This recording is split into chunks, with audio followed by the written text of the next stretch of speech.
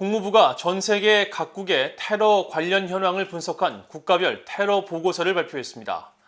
북한은 2017년 테러 지원국에 재지정된 뒤 계속 이 상태를 유지하고 있는데 북한은 반복적으로 국제 테러 행위를 지원하고 있고 과거 저지른 테러 범죄에 대해서도 해결 의지가 낮다는 지적을 받았습니다.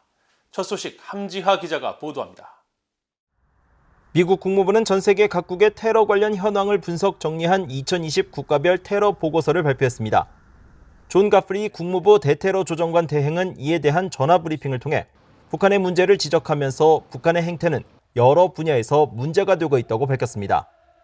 I'm afraid there's not a whole lot I can go into in an unclassified format on that other than to say that North Korea's behavior in a number of areas I think remains problematic and concerning, and that's part of the reason that they have remained on the list.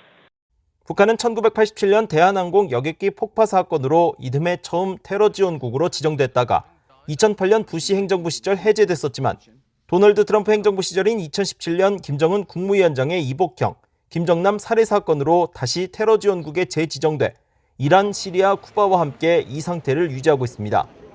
국무부가 발표한 2020 국가별 테러 보고서는 이 같은 역사적 사실들을 명시하면서 국무장관은 북한이 국제 테러 행위를 반복적으로 지원해왔다는 판단을 내렸다고 밝혔습니다.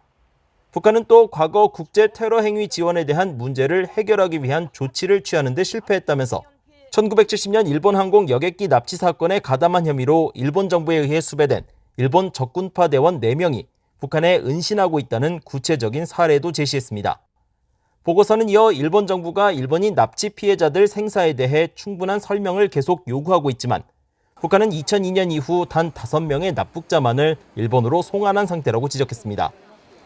또 미국 정부는 테러와 제재 위반 등에 대한 제보자 보상금 지급 프로그램, 정의에 대한 보상을 운영 중이라는 사실을 상기시키면서 북한과 관련된 정보에 최대 $500만 지급하고 있다고 밝혔습니다. 이런 가운데 이날 국무부 대변인실 관계자는 북한의 인권 상황 개선을 위한 미국 정부의 노력을 설명해달라는 BOE의 서면 질의에 미국은 북한의 인권 상황에 여전히 우려하고 있다고 밝혔습니다. 이 관계자는 그러면서 북한은 전 세계에서 가장 억압적인 권위주의 국가 중 하나로 그들의 인권 상황은 개탄스럽다고 비판하고 문제 해결을 위해 국제사회와 계속 협력하고 있다고 강조했습니다. BOE 뉴스 함지하입니다.